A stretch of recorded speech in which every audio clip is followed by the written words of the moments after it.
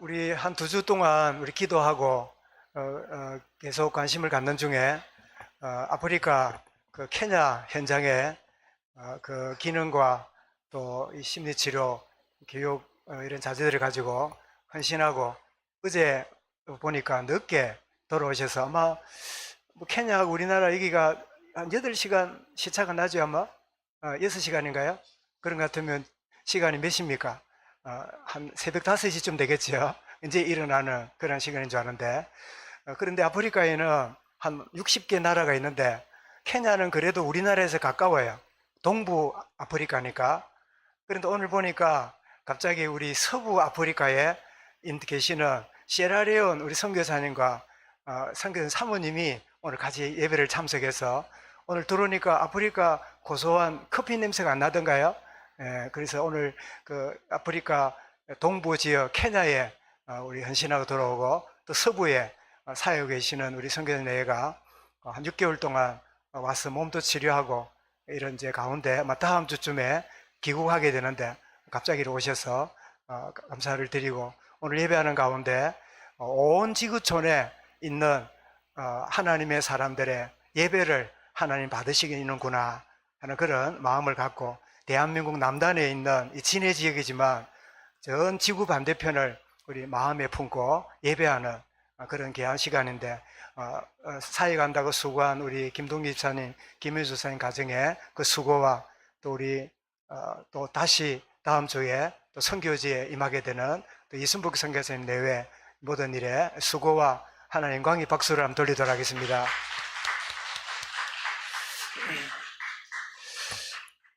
여러분 헌신과 여러분 늘 봉사해 주는 가운데 제가 차를 이제 사용하고 있잖아요. 근데 저 차가 나온 지가 이제 2년이 좀 지났습니다.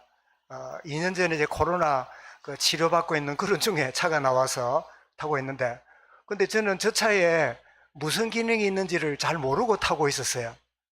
그런 중에 제가 지난주에 우리 노회의 어떤 목회자를 좀 만난다고 저 창원 공단 길로 이렇게 가고 있는데 갑자기 앞에 있는 차가 큰 화물차인데 같은 속도를 늦추는데 좌회전 들어가는가 봐요.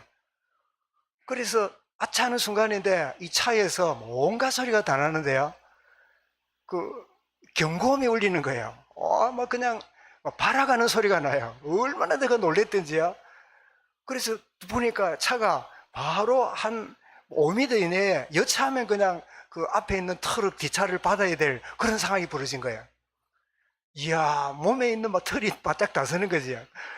그래서 차에서 경고음이 울려주니까 이 차가 지금 감지하고 조심하라고 말하는구나. 그래서 오른쪽 보니까 비어있길래 브레이크 밟아갖고는 충돌할 것 같고 추돌이지요. 오른쪽 틀어가지고 무사히 빠져나왔어요. 그런데 더 섬찟한 거는 이 차 피한다고 오른쪽 들어갔는데 차가 만약에 달려오고 있었으면 어찌 됐을까요? 그냥 이중 충돌이 되는 그런 일이 벌어질 뻔했잖아요. 그래서 저는 이 차 기능이 있는데도 불구하고 잘 모르고 있다가 위기가 되니까 이 차에서 경고음을 울려주는 그 때문에 내가 또 병원에 입원하거나 사망할 수 있는 그런 일인데 참 보호받는 그런 참 순간이 있었구나 그런 생각이 나요. 사랑하는 성도 여러분, 하나님 자녀된 저와 여러분에게 놀라우신 하나님의 능력을 주셨어요. 우리에게 엄청난 축복의 모든 은사들을 우리에게 주셨어요. 그런데 우리는 그냥 살아갑니다. 하나님의 능력이 하나님 자녀에게 주신 권능이 얼마나 큰지를 모르고 꼭 내가 뭐 같으냐, 안드레센 동화 중에 미운 오리 새끼 같이 이 땅에서 잘 되는 것도 없고 남보다 나은 것도 없고 하나님 자녀라고 앞서가는 것도 없고 시험 쳐도 앞에 있는 게 아니라 뒤에가 가깝고 별 볼 일 없어 보이는 우리의 그 육신적인 모습을 쳐다보고 내가 아무것도 아닌 것처럼 생각하고 그래 살아갈 때가 많아요. 그런데 미운 오리 새끼가 오리가 아니라 뭐였지요? 백조예요, 백조. 그죠? 이런 백조가 오리 가운데 있다 보니까 오리도 아니고 오리보다 역할도 못하니까 늘 자기는 따돌리고 모자란 것처럼 생각했잖아요. 근데 자기의 정체성이 뭐예요? 오리하고는 비교가 안 되는 백조예요. 그죠? 그런 이 어마어마한 것들을 주었는데도 모르니까 아마 네덜란드의 이 동화 작가였던 안데르센이 아마 크리스찬이고 복음을 깊이 아는 사람이 아닌가 그렇게 짐작이 되는데요. 오늘 예배하다가 하나님이 나에게 어마어마한 권세와 놀라운 축복과 은사를 내게 주셨구나 발견하고 확인하는 복된 예배가 될 수 있기를 바랍니다. 여러분, 사람들은 여러 모양으로 살아가는데요, 자신이 경험했던 위치, 또 이룬 결과, 성과 이런 것들을 은근히 자랑하며 살아갑니다. 특별히 남자들 모이면 제일 많이 하는 이야기 주제가 뭘까요? 예? 무슨 이야기요? 어째 그리 잘합니까? 예, 군대 이야기합니다. 내가 군대에 있을 때 어떤 사람 그럽니다. 내가 월남에 갔을 때 월남의 석희 부대에서 내가 달렸다면서 그래 얘기하면 사람들이 듣고 와, 월남 석희 부대를 다녀왔구나 이러는데 월남에 석희 부대에 있을까 없을까요? 월남에는 눈이 안 와요. 그럼 모르는 사람 쏘가 월남에 석희 부대에 근무했다고 그래 이야기를 해요. 뭔가 경험했던 거, 나름대로 뭐 이루었던 거, 이런 이야기를 막 늘어놓으며 자랑하는 그런 인생으로 사는 사람들이 많지요. 늘 과거에 매여 있는 사람이죠. 그렇지 않으면 모든 그렇지 못했을 경우는 늘 눌려 살고 후회하면서 사람들을 기피하고 막 그냥 누가 물을까봐 겁을 내면서 점점점 회피하면서 사는 또 그런 종류의 인생을 살기도 합니다. 자기를 내세우고 자랑하고 알아주기를 바라고 누가 무시하면 분노를 내고 그래 살아가는 인생이 있는가 하면 반대로 그렇지 못한 눌려가지고 후회하고 회피하고 살아가는 그런 인생이 있지요. 여러분, 그런데 이런 인생이 아니라 하나님의 자녀는 누구지요? 우리 지난 모든 게 하나님의 은혜고 나의 나됨은 하나님의 은혜 속에 살았음을 감사하며 사는 삶이 하나님의 자녀의 삶입니다. 아멘. 여러분 1번입니까? 2번입니까? 3번입니까? 로마서 이 고린도전서 15장에 보면 오직 나의 나됨은 주님의 은혜다. 내가 부족했던 거, 허물이 있던 거, 실수했던 거, 내가 잘했던 못했던 모든 것들이 하나님의 은혜고 그 모든 것들이 나의 나됨은 은혜 속에 있다. 감사하며 사는. 그래서 바울이 데살로니가서 5장에서 뭐라고요? 범사에 뭐라고요? 범사에 감사하라. 그치? 감사가 여러분 우리 생활 속에 넘치는 게 하나님 자녀의 특징이 되지요. 불신자들이 이렇게 말합니다. 예수쟁이들은 이을령 비을령이라고 코에 걸면 코걸이, 귀에 걸면 그걸이 뭐든지 하나님 은혜, 뭐든지 하나님 하면서 비꼬입니다. 비꼬아도 좋아요. 왜냐니까 맞는 이야기니까. 하나님의 은혜로 나는 살아왔고 살아가게 될 거다. 여러분 이런 가운데 살아가는데 오늘 본문은 행위의 결과가 아니라 하나님의 은혜로 구원받음을 우리에게 예를 들어 설명하는데 여러분 로마서 3장 21절을 보시면 행위가 아니라 믿음으로 오르게 되는 것에 대해서 누가 증거한다 그랬죠? 21절에 율법과 선지자들에게 증거를 받은 것이라. 자, 율법의 대표가 누굽니까? 모세지요. 그런데 이 모세 이전에 가장 믿음의 조상이 누구지요? 아브라함이지요. 그래서 아브라함을 율법에 관련돼서 이야기를 하고 그 다음에 선지자들에게 증거를 받은 것이라. 그 선지자가 여러 명 나오는데 다윗이 하나님의 선지자입니다. 그래서 율법과 선지자에게 증거를 받은 것이라. 그 말씀대로 오늘 4장에 와서는 바로 아브라함과 다윗을 들어가지고 그들이 행위로 구원받은 게 아니라 의롭게 된 게 아니라 하나님의 은혜로 구원받은 두 명을 예를 들어 설명합니다. 아브라함이 의롭게 된 근거가 그의 선한 행위 때문이 아니고 다윗을 통해서도 오직 믿음으로 구원받음을 일깨워주고 있는 두 명을 예를 들고 있는 거죠. 그러면 우리는 먼저 왜 인간이 선행으로 의롭게 되지 못하고 자기 노력으로 구원을 받지 못할까요? 오늘 지금 자기 스스로 의롭게 되고 적선을 하고 자기가 해탈하려고 머리 깎고 들어앉는 사람이 많잖아요.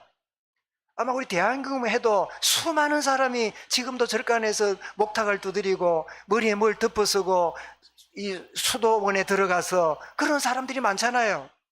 그런데 그들이 왜 머리를 기르고 밖에 못 나오고 보자기를 벗고 밖으로 나오지 못할까요? 구원받지 못했기 때문에, 구원의 답을 얻지 못했기 때문에 산에서 내려올 수가 없는 거예요. 왜 인간이 그렇게 애를 쓰고 선행을 하고 몸부림치면 나는 구원받았다, 나처럼 너희도 구원받아라 하면서 다닐 건데 아무도 덜 앉아있지 나오지 않고 앉아있을까요? 이런 물어보겠습니다. 사람이 건강하면 병원에 있을 필요 있습니까? 없습니까? 예? 건강하면 병원에 입원해 있을 필요 있습니까? 없습니까? 입원에 필요가 없지요.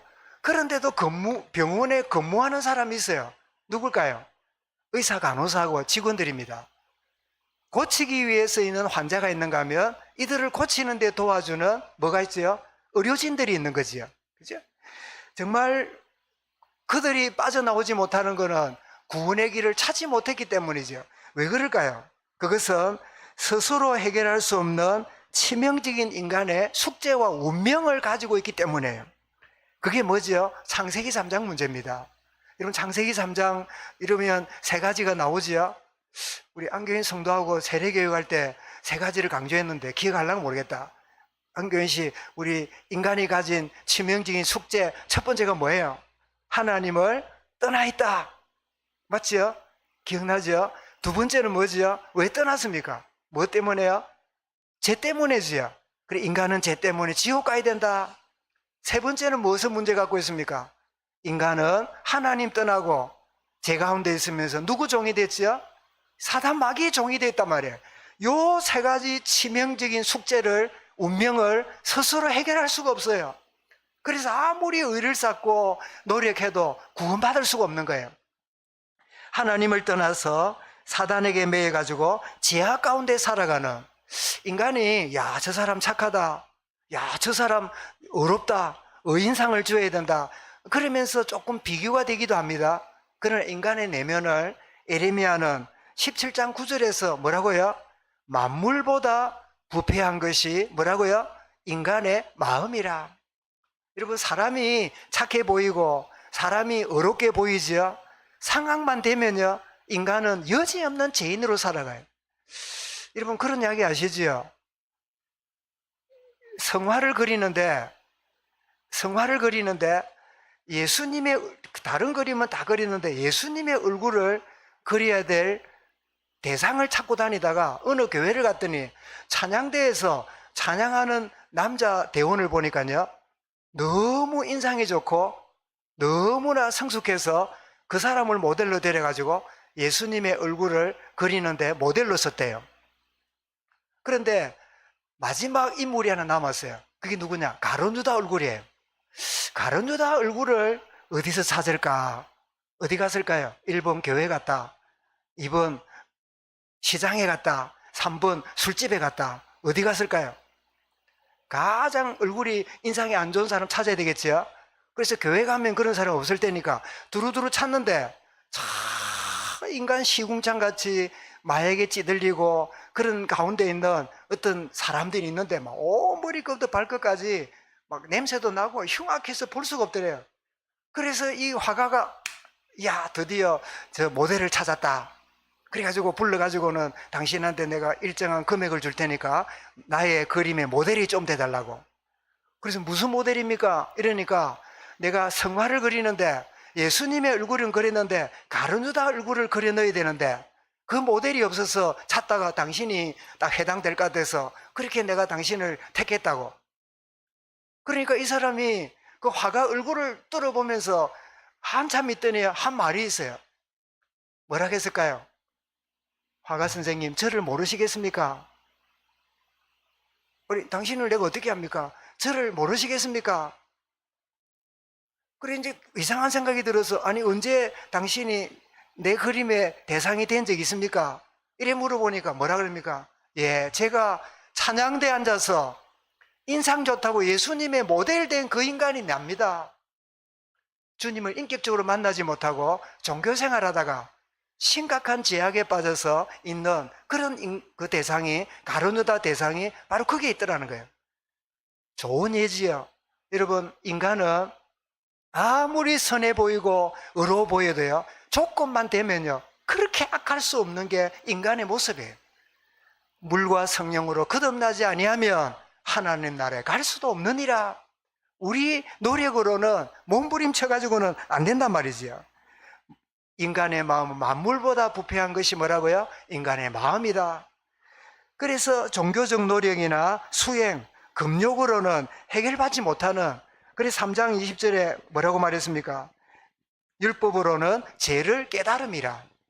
여러분, 그런 경험 안 해봤습니까? 내가 말씀을 잘 순종하고 율법을 잘 지키고 계명을 잘 준행하면 내가 경건하게 살 거다, 이런 생각으로 몸부림치는데 결과가 뭐예요? 내가 더 죄 있는 것을 발견해요.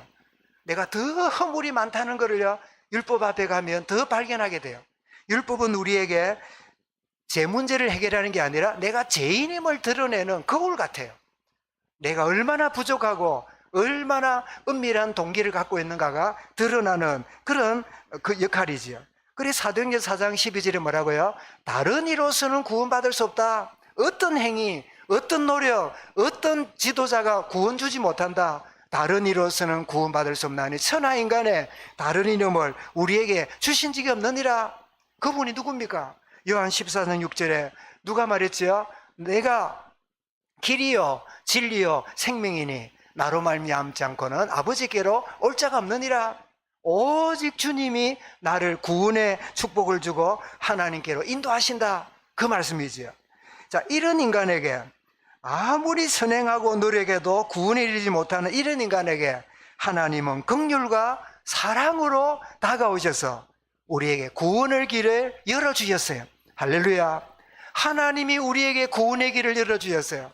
이것은 여러분, 누가복음 15장에 탕자가 아버지의 재산을 다 가지고 나가서 뭐 했습니까? 1번 투자해가지고 큰 부자 되었다. 2번 허랑방탕해서 다 알거지가 되었다. 3번 모른다. 몇 번입니까? 예, 허랑방탕 알거지가 되었어요.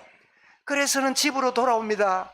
돌아올 때 아들로 돌아오지 못하고 품꾼의 하나로, 그냥 품삯 받는 그런 일꾼의 하나로 써주면 가고 안 되면 내가 쫓겨나야지, 그런 마음으로 돌아옵니다.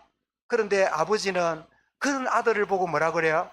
왜 나갔냐? 오른발부터 나갔냐? 왼발부터 나갔냐? 묻지 않고 그 더러운 입을 맞추고 옷을 갈아입히고 목욕을 시키고 가락지를 끼우고 신발을 신기고, 너는 죽었다가 살아 나의 아들이다. 이게 하나님의 긍휼이자 하나님의 사랑이 그 예화 속에 잘 나타나 있는 거예요. 여러분, 예배는 누가 드립니까? 경건한 자가 드리는 게 아니라 나는 예배 드릴 수 없는 그런 조건을 가진 그런 인생이다. 그런 자를 하나님이 받아주시는 그런 하나님 은혜와 긍휼이 있는 시간이 예배구나, 이거 아는 자가 예배하는 거지요. 요한 3장 16절에 뭐라고요? 하나님이 세상을 이처럼 사랑하사 독생자를 주었으니 이는 저를 믿는 자마다 멸망치 않고 영생을 주려 하심이라. 에베소 2장 4절에 뭐라고요? 긍휼이 풍성하신 하나님이 우리를 사랑하신, 한번 따라하겠습니다. 그 큰 사랑을 인하여, 뭐라고요? 그 큰 사랑을 인하여. 제가 아끼는 후배 목사 한 친구가 울산에 목회를 하는데 교회 이름을 얼마 전에 바뀌었어요. 교회 이름이 뭐냐? 큰 사랑 교회라. 그래서 뭐 대단히 막 큰 거를 강조하고 그런가 했더니 이게 맞아요. 큰 사랑이라. 그 큰 사랑으로 인하여. 디모데 전서 1장 16절에 뭐라고요? 바울은 이렇게 말합니다. 하나님의 긍휼과 사랑을 내가 덧입었는데, 디모데 1장 16절에 그러나 내가 긍휼을 입은 까닭은 예수 그리스도께서 내게 먼저 일체 오래 참으심을 보이사 후에 주를 믿어 영생을 얻는 자들에게 본이 되게 하려 하심이라. 바울을 뭐로 삼았다고요? 본이 되게 하셨다는 거예요. 저 봐라, 바울도 은혜 받아 구원받았다. 저 봐라, 저 교회 핍박하는 바울도 전도자가 되었다. 우리 한국 교회에 유명한 깡패로 있다가 목사가 되어서 한국 초대교회에 큰 하나님께 영광 돌렸던 그 사람이 있지요. 그 사람 누굽니까? 김익두지요. 평양의 그 유명한 깡패 이름인데 그 사람이 예수 믿고 돌아왔는데 하나님이 기믹두를 뭐로요? 본을 보이신 거예요. 봐라, 기믹두도 구원받았지 않냐? 여러분, 나 같은 것도 구원받을 수 있습니까? 주님 말씀합니다. 내가 너를 본으로 삼으려고 아마 너를 구원하겠다 하고, 나는 뭐 구원받아도 별거 아닌데. 아니요, 그런 나를 구원하셔서 모든 사람들에게, 나 같은 인간도 구원받았잖아, 나 같은 그런 인생도 은혜 속에 들어왔잖아, 너도 주님께 도와올 수 있는 거야. 그래서 때때로 여러분, 뭐 저런 인간이 교회 안에, 뭐 저런 사람이 우리 신앙생활 같이 하고, 우리 구역에 뭐 저런 사람이 있어. 여러분, 그런 말 하면 안 돼요. 저런 사람까지도 하나님의 은혜로 구원하셨구나. 이게 하나님이 우리에게 뭐라고요? 구원하시는 본으로 우리를 보이신 거예요. 여러분, 따져보면 물어보겠습니다. 여러분, 내가 누굽니까? 구원받지 못하고 긍휼 없는 가운데 영원한 멸망가 될 인생인데, 그런 나를 구원하시니 내가 누구지요? 내가 바로 본입니다. 내가 바로 본이에요. 이런 본이라 그러면 잘하는 본도 있지만요, 너무너무 못한 인생, 전혀 구원과 관계없는 그런 인생인 대상인 나도 구원받았잖아. 내가 본이에요. 여러분, 이것이 우리가 하나님의 은혜 가운데 나의 나 되면 주님 은혜다. 그래서 바울은 나를 구원하사 본이 되게 하시느니라. 바울을 구원하신 것처럼 모든 인생도 구원하시는, 그래서 바울에게는 어떤 만남도 어떤 대상도 문제가 될 수 없어요. 왜냐? 자기는 죄인이 아니라 죄인 중에 뭐라고요? 죄인 중에 우두머리 개수였어요. 조폭 정도가 아니라 조폭이 뭐예요? 조폭두목이었어요. 조폭두목이었던 내가 은혜로 구원받았다면 다른 사람은 얼마든지 받을 수 있겠지요. 내가 본으로 삼았다. 그래서 아브라함을 예를 듭니다. 아브라함이 믿음의 조상이 된 이유가 뭐냐? 그의 행위가 의롭지 못했기 때문에 의로우신 하나님 앞에 설 수가 없었어요. 그게 1절 2절 말씀입니다. 그런 그가 어떻게 의롭게 되었습니까? 어떻게 믿음의 조상이 되었을까요? 그것은 3절에 보니까 뭐였기 때문에요? 하나님을 믿음에, 창세기 15장 6절에 보니까 아브라함이 여호와를 믿으니 여호와께서 이를 그의 의로 여기시고, 믿음이 의가 되는 거예요. 하나님이 하신다, 하나님이 이루신다, 하나님을 믿는 그게 아브라함에게 의롭게 되는 사실을 말씀하는데, 그래서 그것은 오직 하나님이 거두시는 은혜의 결과다. 로마서 11장 6절에 보니까 만일 은혜로 된 것이면 행위로 말미암지 않음이니 그렇지 않으면 은혜가 은혜되지 못하느니라. 은혜로 주어진 거지요. 여러분, 선행, 적선이나 선행의 대가로 보수나 임금으로 하는 것이 아니라 하나님이 우리에게 뭘 줬다고요? 우리에게 구원을 선물로 주신 것이다. 여러분, 구원을 하나님이 자녀된 우리에게 구원을 선물로 주신다는 원리를 우리 가정생활에서 우리는 이미 그 사랑을 받았고 사랑을 베풀며 살고 있어요. 여러분, 저와 여러분들은 다 부모님의 사랑과 돌봄 속에 성장해 왔잖아요. 대가로 했을까요? 아니면 무슨 해야 되는 의무 때문일까요? 아닙니다. 오직 은혜로 선물로 한 거죠. 그래서 여러분, 자녀를 대할 때 자녀가 어떤 어려움을 가져다 주고 할지라도 내가 할 수 있는 대로 최선을 다하는 이유는 은혜의 원리가 가정 안에서 이루어지고 있잖아요. 하나님이 가정을 통해서 우리에게 보여주신 것을 보게 되지요. 그래서 우리는 로마서 3장 10절에 의인은 없다, 하나도 없다.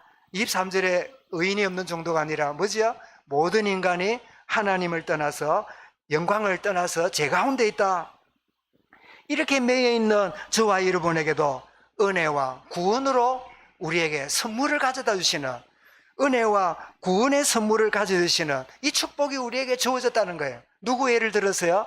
아브라함이 행위가 아니라 하나님의 은혜로 의롭게 된 것처럼 우리도 그런 인생이었는데 우리도 하나님의 은혜로 우리에게 의롭게 선물을 받은 것이다. 그래서 에베소서 8절에 행위에서 난 것이 아니니 이는 누구든지 자랑하지 못하게 함이라. 나는 이래서 구원받아서, 나는 이렇게 해서 은혜 받아서, 나는 이렇게 했더니 응답 받아서, 그건 여러분 자기의예요. 나는 한 것이 없는데 나는 구원받을 자격이 없는데, 이런 인생인데 하나님이 나를 구원해 주신 거 누구 자랑해요? 하나님 은혜만을 자랑하는 거지요.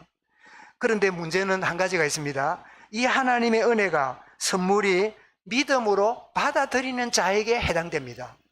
요한 3장 16절에 뭐랬죠? 하나님이 세상을, 여기 세상은 저와 이름을 집어넣으면 딱 맞아요. 하나님이 종스비를 사랑하사 독생자를 주셨으니 저를 뭐 하는 자마다, 믿는 자마다 영생을 주려 하심이니라. 멸망하지 않고. 그래서 믿는 자에게 주시는 하나님의 이 은혜가 구원이고, 그것이 바로 축복이에요.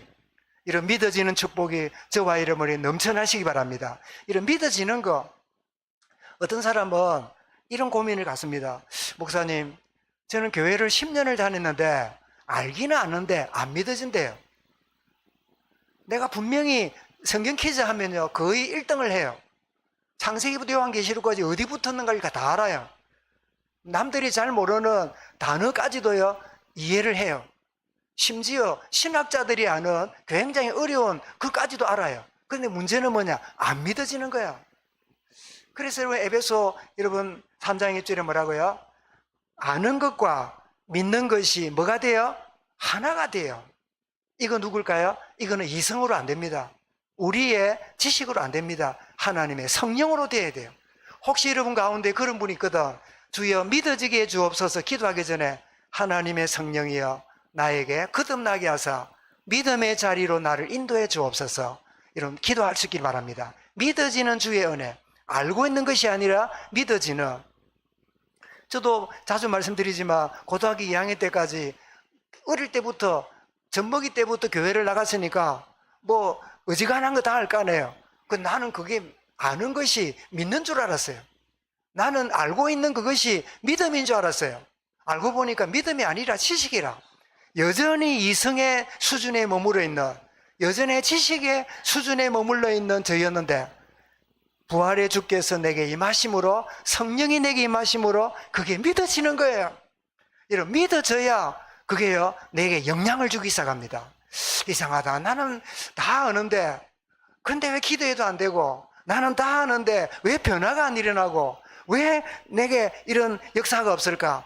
고민하기 전에 주여, 내가 믿어지는 하나님의 은혜가, 주의 성령의 역사가 임함을 보게 하여 주옵소서.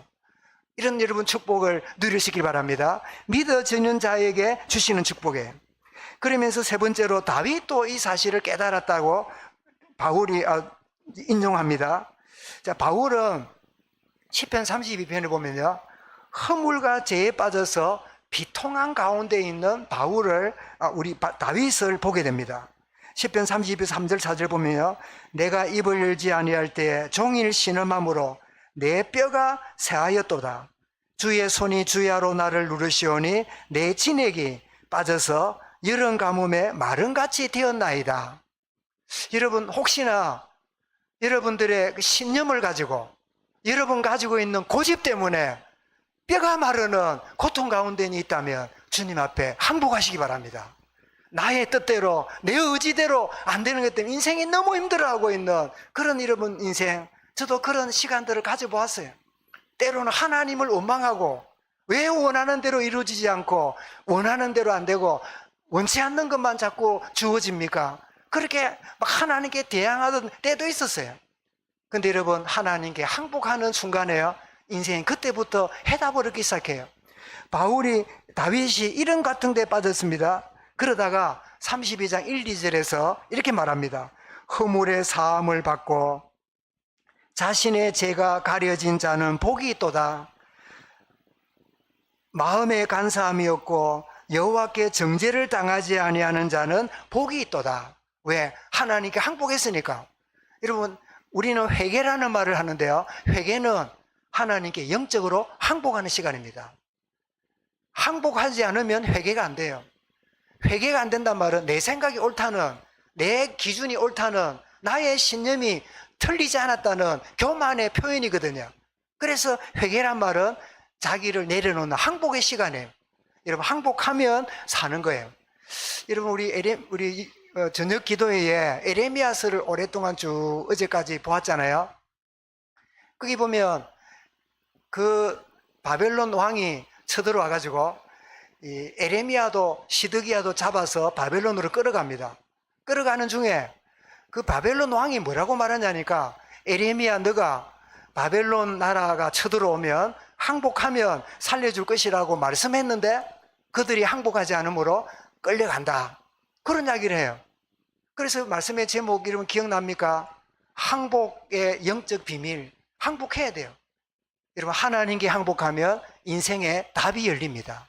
하나님께 항복하면 그때부터 응답의 문이 열립니다. 항복 안 해요, 좀처럼. 그죠?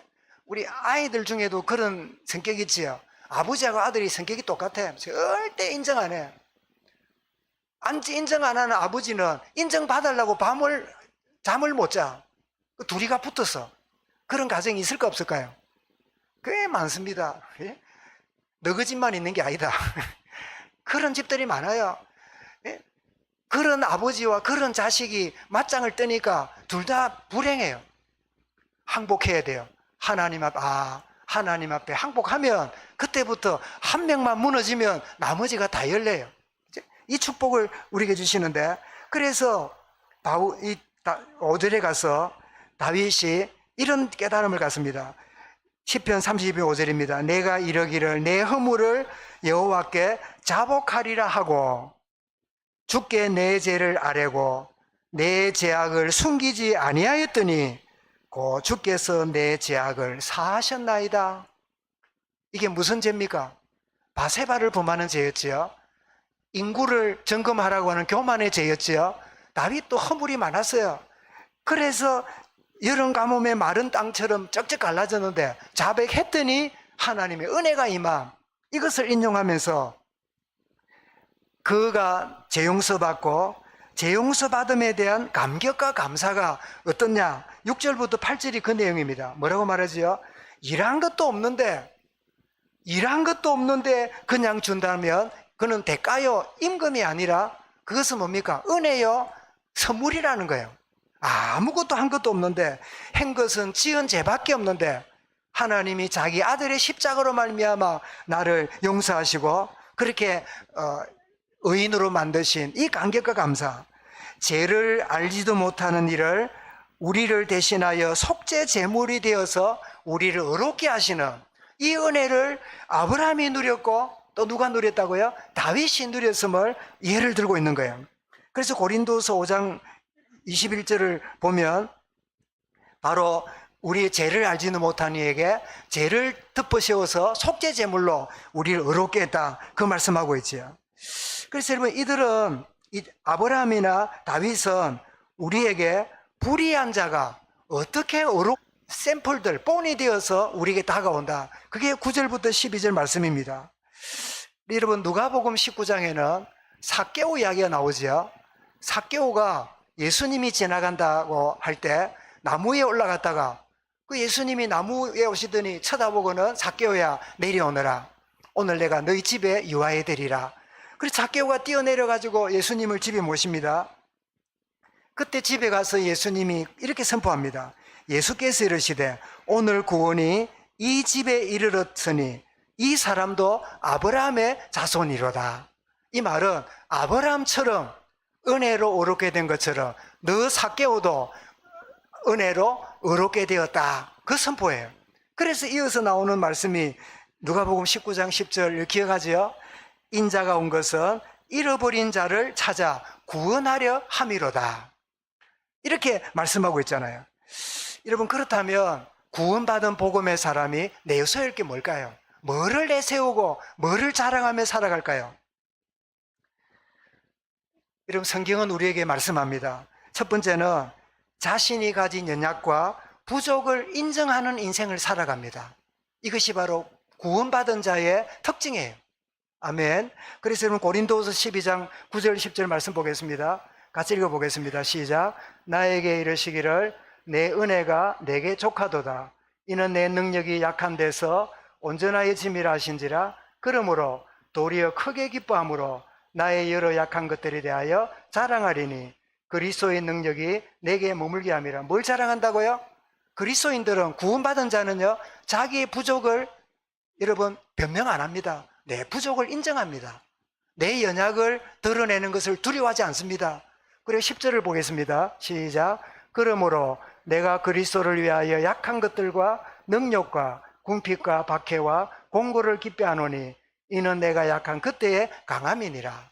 하나님의 사람은 뭘 내세운다고요? 나의 부족과 연약을 숨기지 않고 인정하고 그 사실을 받아들이는 것. 이게 바로 복음의 사람의 특징이죠. 두 번째입니다. 내게 주어진 모든 것들을요, 후회하고 무슨 원망하는 것이 아니라 이 모든 것들을 감사하는 생활이에요. 바울의 고백입니다. 고린도전서 5장 10절 말씀입니다. 읽겠습니다. 그러나 내가 나 된 것은 하나님의 은혜로 된 것이니 내게 주신 그의 은혜가 헛되지 아니하여 내가 모든 사도보다 더 많이 수고하였으나 내가 한 것이 아니요 오직 나와 함께 하신 하나님이라. 여러분, 내가 나에다 된 것은 뭐라고요? 하나님의 은혜로 된 것이라. 여러분, 자랑할 거, 부족한 거, 그런 중에도 하나님 은혜가 내게 임하는. 그래서 복음의 사람 두 번째 뭐지요?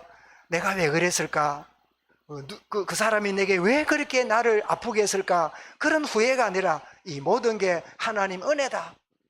내가 어려움을 당하고 힘든 것 때문에 내가 얼마나 참 상대를 두고 기도해야 될 이유를 발견한다든지 모든 게 은혜다. 그게 복음의 사람 두 번 특징이에요. 세 번째입니다. 여러분, 선한 행위의 결과가 아니라 은혜로 구원받았으니까 구원받은 이 사실을 자랑하며 사는 게 복음의 사람의 또 다른 특징입니다. 갈라디아 6장 14절 읽어보겠습니다. 시작. 그러나 내게는 우리 주 예수 그리스도의 십자가 외에 결코 자랑할 것이 없으니 그리스도로 말미암아 세상이 나를 대하여 십자가에 못 박히고 내가 또한 세상을 대하여 그러하니라. 내게는 뭐라고요? 주 예수 그리스도 십자가 외에는 자랑할 것이 없으니. 우리 노예의 동갑 목사님이 나무로 된 십자가를 또 제게 주면서 목에 걸으래요. 그러고 보니까 가죽끈으로 돼갖고 목에 걸면 이렇게 걸어요. 그래서 왜 이렇게 거냐니까 전도하러 갈 때 이거 걸고 전도하러 가면 상대방 눈을 본대요. 호감 있게 생각하는 사람과 굉장히 불편하게 생각하는 사람, 이미 그 사람이 복음 받을 건가 안 받을 건가가 이미 십자가를 목에 메고 있으면 드러난대요. 그거 괜찮은 방법이네 싶어서 저도 이제 걸려고 뒀는데 그 습관이 안 돼가고 잘 안 걸고 다니게 돼요. 근데 본인도 어제 보니까 안 걸고 다니더라고. 그래서 다시 물어보려고 그러면 왜 그 전에 걸고 다니더만 왜 안 걸고 다니냐니까 캠프 할 때는 걸고 평소에는 안 걸고. 그럼 뭐 평소에 우리 모든 게 캠프인데 목에 걸고 다녀야지. 그런데 오늘 많은 사람들은 십자가를 나무 십자가 목에 걸지는 않아도 주로 뭐예요? 목걸이에 십자가는 많아요. 그죠? 여기 말하는 십자가 자랑은 목걸이하고 다니라 그런 의미만 아닐 거예요. 그런데 진짜 모든 삶이 나는 그리스도의 십자가 복음을 자랑하고 싶어서 목걸이를 했다면 그건 잘하는 거예요. 그죠? 그거는 여러분 정신이 좋은 거예요. 왜냐? 상대가 볼 때 이 사람 예수 믿는 사람이구나. 여러분 프로 선수들, 농구 선수, 야구 선수 이런 선수 보면 막 목걸이를 해가 댕기잖아요. 특별히 프로 야구 선수들은 돈을 많이 받아 보니까 목걸이가 얼마나 두껍습니까? 어떤 데는 뛰다가 막 튀어나오고 하는데 거기 보면 불교 만자가 붙은 선수가 있고 어떤 데는 십자가 붙은 선수가 있고 모자에다가 십자가 그린 선수가 있고 만자 그린 선수가 있고 또 쳐다보면 뭐예요? 저 사람 기독교인이구나. 저 친구는 불교인이구나. 이런 게 보여지잖아요. 그 친구는 뭘 할까요? 내가 십자가를 모자에다가 그림으로 십자가를 목걸이에 내가 그림으로 나는 그리스도인이다 라고 하는 것을 드러내고 싶은 마음이 있는 거겠지요. 그치?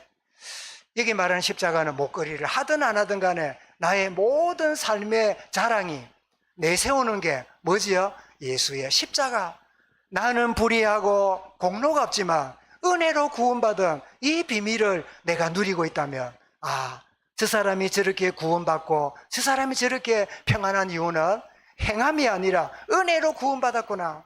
그렇다면 언젠가 되면 나도 때가 되면 저런 구원의 자리에 들어오면 좋겠구나.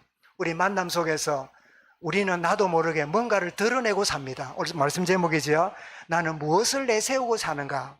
뭔가를 내세우고 살아요. 그러고 나면 저와 여러분 여기 있잖아요.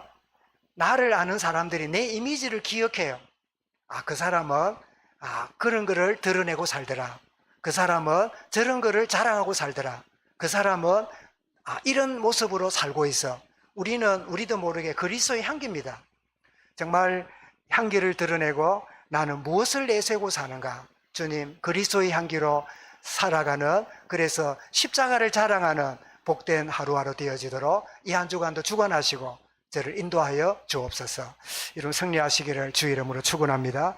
감사합니다. 주님, 무언가를 내세우고 살아가는데 내 의의를, 나의 위치를, 나의 성과를 의시되며 자랑하는 인생이 아니라 오직 나를 의롭게 하시며 은혜로 구원하시며 나를 사랑으로 함께 하시는 십자가의 참 사랑을 자랑하며 그리스도의 은혜를 높이며 살아가는, 이 자랑하며 살아가는 그런 인생으로 저들의 삶을 인도하시고 주관하여 주옵소서. 육신의 삶이 끌리지 아니하고 영에 끌리는 삶으로 나를 통하여 주의 성령의 역사가 온전히 드러남을 나도 체험하며 모든 사람이 그 향기를 맡을 수 있도록 주여 주관하여 주시옵소서. 주 예수 그리스도 이름으로 기도드리옵나이다. 아멘.